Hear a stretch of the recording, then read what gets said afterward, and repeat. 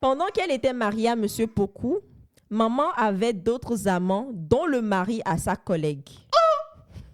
Madame. Ah. Déjà, tu es déjà co-épouse de quelqu'un. Tu vas encore aller chercher le mari de quelqu'un d'autre. N'est-ce pas? Elle avait d'autres amants, dont le mari à sa collègue, qui est le père de mon aîné Michel, de ma sœur aînée Michel. Donc, c'est le mari à sa collègue qui est le papa de la Michel. Et les deux alors? Non, elle n'a pas fini. Et après la naissance de Michel, elle s'est amourachée du mari de sa cousine, avec qui elle m'a eu. En fait, elle s'est mariée déjà. Même le petit est étonné. Le petit il est ébahi par cette histoire. Mais attends, elle raffole des maris des gens, des hommes déjà mariés. Qu'est-ce qui va pas là?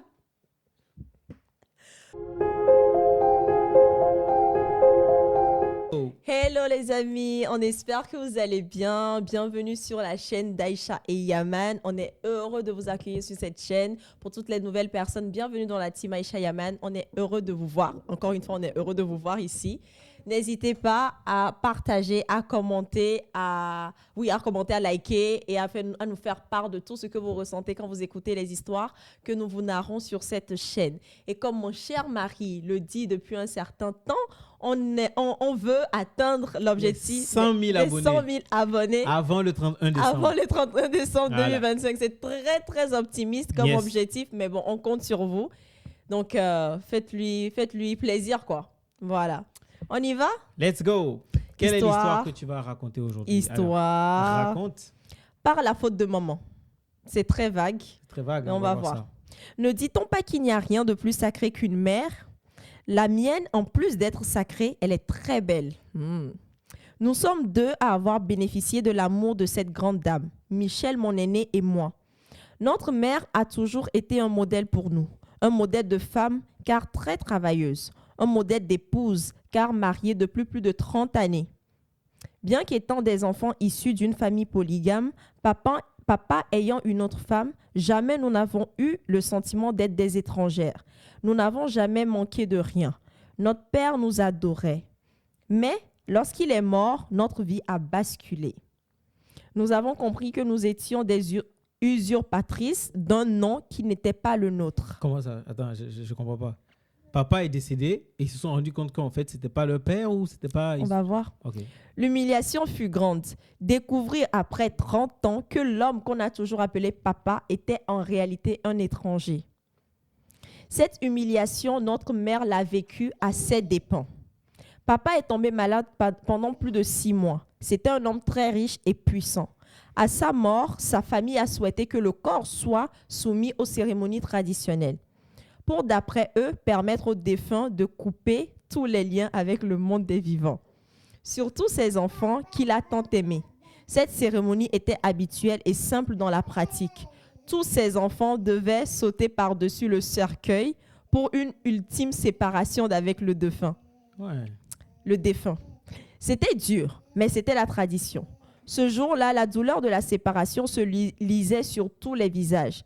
Tout le monde pleurait. Les enfants passaient à tour de rôle par-dessus le cercueil. Michel et moi étions côte à côte. À notre tour, aucune de nous deux n'a réussi à soulever le pied. Nous étions devenues très lourdes.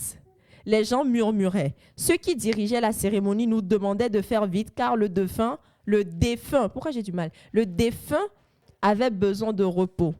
Il fallait qu'il rejoigne l'au-delà en paix. C'était dur. Car aussi bien Michel que moi n'avons pu faire le geste.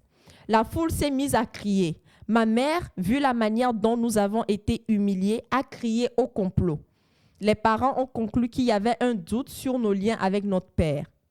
Car selon eux, si nous n'avons pas sauté le cercueil, c'est que le défunt n'était pas notre père. C'est ça le truc. Michel et moi n'avons rien compris à ce qui nous était arrivé. Papa n'était-il pas notre vrai père? Demandai-je à Michel. Elle, au lieu de répondre, s'est mise à pleurer. Les paraboles allaient bon train. Certains disaient, quand on prend mari de ces camarades-là, on reste sage. Donc, ça veut dire que... Ok. Ça veut dire que la maman a dû a dû épouser Le mari de quelqu'un. Ou elle a dû peut-être avoir des enfants avec le mari de quelqu'un d'autre. Ok. D'autres disaient, Poku, tu t'es fatigué pour rien. Les enfants là ne sont pas de toi. Yako. Ne supportant plus ces commentaires, nous sommes rentrés à la maison sans nous rendre au cimetière. Quelle humiliation! Maman avait sans doute une explication à tout cela. Elle n'aurait pu mentir à un homme qui l'a tant aimé pendant plus de 30 ans. Une fois à la maison, nous avons voulu en savoir plus. Persuadée que maman avait les réponses, nous l'avons retrouvée dans sa chambre. Elle savait qu'elle nous devait des explications. Maman s'est mise à pleurer. Elle n'arrivait pas à dire un seul mot. Michel voulait qu'on lui laisse le temps. Mais moi, je n'avais pas ce temps. Je voulais comprendre maintenant. J'ai juré à ma mère que si je n'avais pas la vérité, j'irais rejoindre mon père en me suicidant. Hein? Elle m'en savait capable. Je voulais connaître la vérité. Sinon, comment affronter les regards des autres lorsque je sortirais de la maison? Maman, en sanglotant, nous a raconté que très jeune, elle était très belle et que tous les hommes la voulaient. Consciente de l'effet qu'elle leur faisait, elle en profitait au point de ne plus pouvoir contrôler sa vie. Monsieur Poku, notre père, était le mari à sa meilleure amie de l'époque. D'où le fait que les autres disent... Bon, on a oublié de préciser qu'il y a notre petit dernier qui est avec nous. Donc, il y a un petit être humain qui est en train de faire... Aujourd'hui, il a décidé de ne pas dormir, donc vous allez le subir un peu. C'est ça. Donc... En fait, c'est ça qui explique le fait que les autres, là, on dit quand on prend mari de sa camarade, voilà. On reste tranquille. C'est ça. En fait, mais je comprends pas. Est-ce que elle a pris le mari de quelqu'un d'autre? Sa meilleure amie. De sa meilleure amie. Maintenant, les enfants sont de qui? On va voir. Let's go. On dit, conscient de beaucoup, notre père était le mari à sa meilleure amie à l'époque. Lorsque les deux sont tombés amoureux, cela a détruit l'amitié entre les deux copines qui ne voulaient plus se voir. Tu m'étonnes. Monsieur Poku a épousé ma mère comme seconde épouse. Mais jamais son ami ne lui a pardonné cette trahison. Mais comment elle va accepter aussi d'aller être la coépouse de sa meilleure amie? Mais c'est fini, ça devient de la rivalité là, totale. Choisissez bien vos amis. Je comprends pas là. Non mais les gens ont le culot. Vas-y. Ah là là. Pendant qu'elle était mariée à Monsieur Poku, maman avait d'autres amants, dont le mari à sa collègue. Oh! Madame. Oh! Déjà, tu es déjà coépouse de quelqu'un. Tu vas encore aller chercher le mari de quelqu'un d'autre. N'est-ce pas? Elle avait d'autres amants, dont le mari à sa collègue, qui est le père de mon aîné Michel, de ma sœur aînée Michel. Donc, c'est le mari à sa collègue qui est le papa de la Michel. Et les deux alors? Non, elle n'a pas fini. Et après la naissance de Michel, elle s'est amourachée du mari de sa cousine, avec qui elle m'a eu. En fait, elle s'est mariée déjà. Même le petit est étonné. Le petit il est ébahi par cette histoire. Mais attends, elle raffole des maris des gens, des hommes déjà mariés. Qu'est-ce qui va pas là? Mais qu'est-ce qui ne va pas?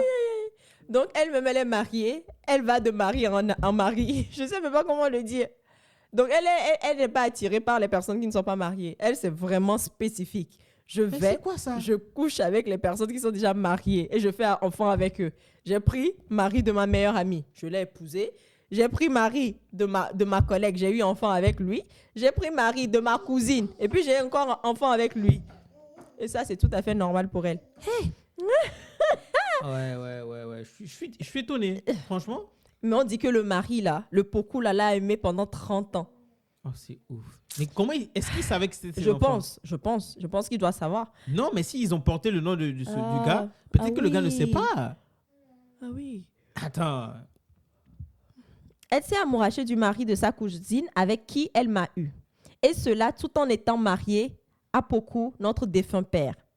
Et Monsieur Poku l'aimait tellement qu'il n'y voyait que du feu. Il a toujours cru que nous étions ses filles et il nous a tant aimés en nous gâtant. En écoutant ma mère, j'étais dégoûtée.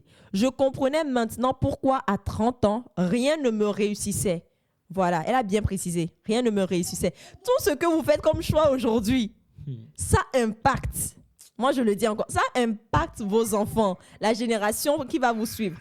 Bref, c'est simplement parce que tout était mensonge autour de moi. J'étais révoltée. Je lui en voulais d'avoir trompé notre père, de nous avoir livrés à la vindicte populaire pour qu'on nous humilie de la sorte. Maintenant que tout était gâté, je voulais connaître mon vrai père. Michel trouvait que j'étais trop dure avec maman. Je n'avais aucune compassion pour elle, car je l'avais toujours prise pour une sainte. Ah, ça, quand la déception arrive, c'est lourd, hein? Ah là là là là là là. Je voulais savoir coûte que coûte qui était mon père. Ma mère m'a avoué que c'était le père à ma cousine Céline. Un homme très riche aussi qui vivait avec ma tante et ses 8 enfants. Donc ça veut dire que la tante, c'est-à-dire la cousine à sa maman, ne sait même pas que son mari a eu une aventure. Avec ma tante et ses 8 enfants. Jamais je n'aurais pu imaginer que le père de Céline pouvait être le mien. Quant à Michel, son vrai père était décédé. J'ai dit à ma mère que je voulais le rencontrer. Je connaissais bien sa cousine, mais elle et ma mère ne se fréquentaient pas. Ma mère était contre le fait que je veuille voir mon père. Mais j'étais décidée à y aller. Avec la mère de Céline, avec qui il avait eu plusieurs enfants, il vivait en Hongrie, 7e tranche. Je me suis rendue là-bas un dimanche matin. À l'entrée de la maison, j'ai vu 2 frères de Céline.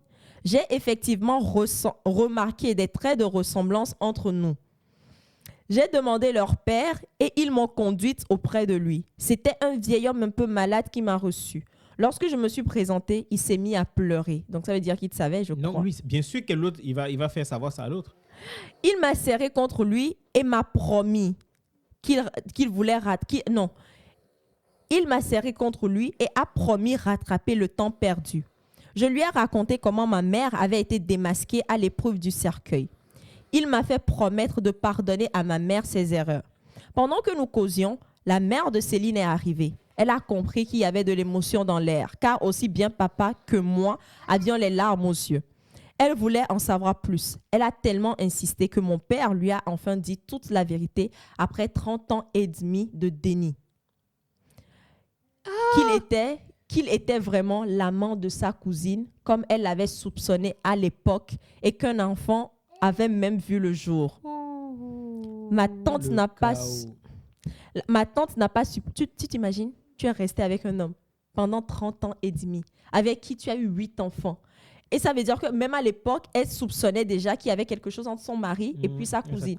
Mais son mari a nié. Et maintenant, 30 ans et demi après, tu vois l'enfant qui débarque. Et c'est à cause de l'enfant que tu dis la vérité à ta femme. C'est-à-dire que s'il n'y avait pas eu ça, jamais il y aura la vérité. Ma tante n'a pas supporté cet aveu. Elle le voyait comme un affront vis-à-vis d'elle. Elle a juré, séance tenante, que si je remettais les pieds chez elle, j'en sortirais morte. Je comprenais sa réaction, car être trahi par sa propre cousine et découvrir plusieurs années après que cette trahison avait été couronnée par un enfant était dur à accepter. Mais moi, dans tout cela, quelle faute avais-je commise? Je voulais juste connaître mon vrai père, c'est tout. Ma tante a même juré que si mon mari m'inscrivait dans son testament, elle s'en irait de chez lui. Mon intention n'était pas d'avoir un héritage, mais apparemment, j'avais réveillé de vieilles plaies qui, avec le temps, avaient réussi à cicatriser.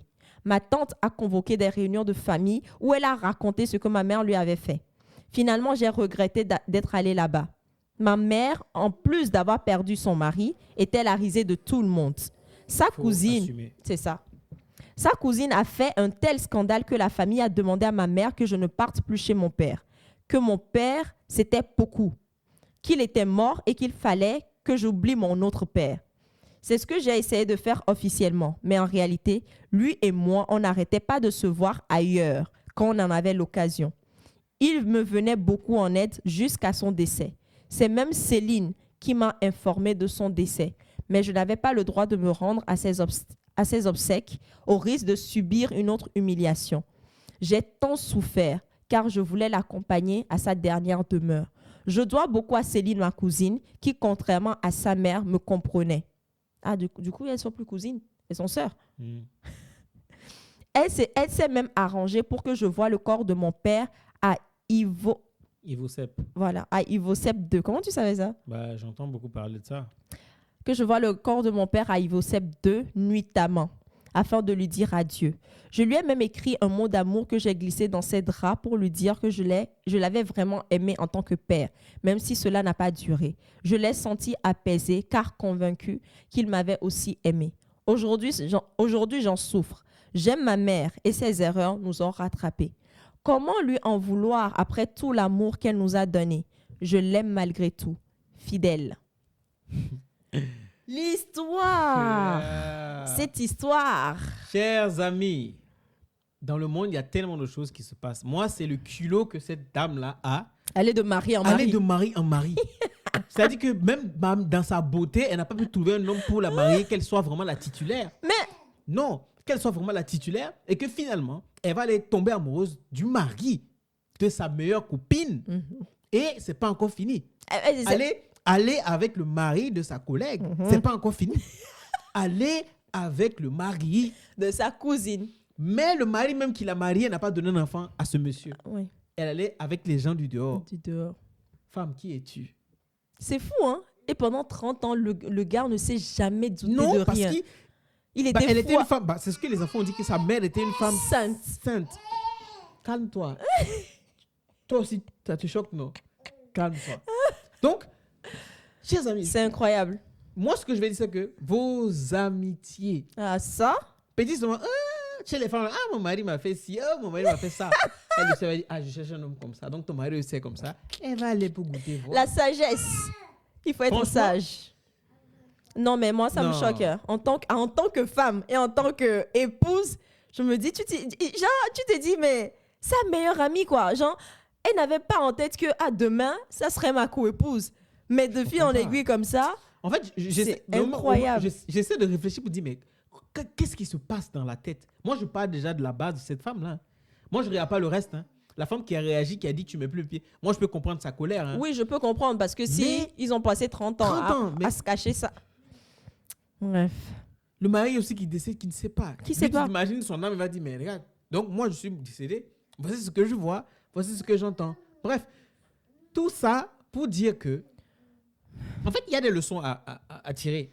Faites attention à qui vous avez autour de vous. C'est ça, l'entourage. Déjà, c'est le premier point. Parce que si sa meilleure copine savait que sa copine allait faire ça, elle allait essayer de couper les ponts. Elle n'allait jamais être copine avec elle.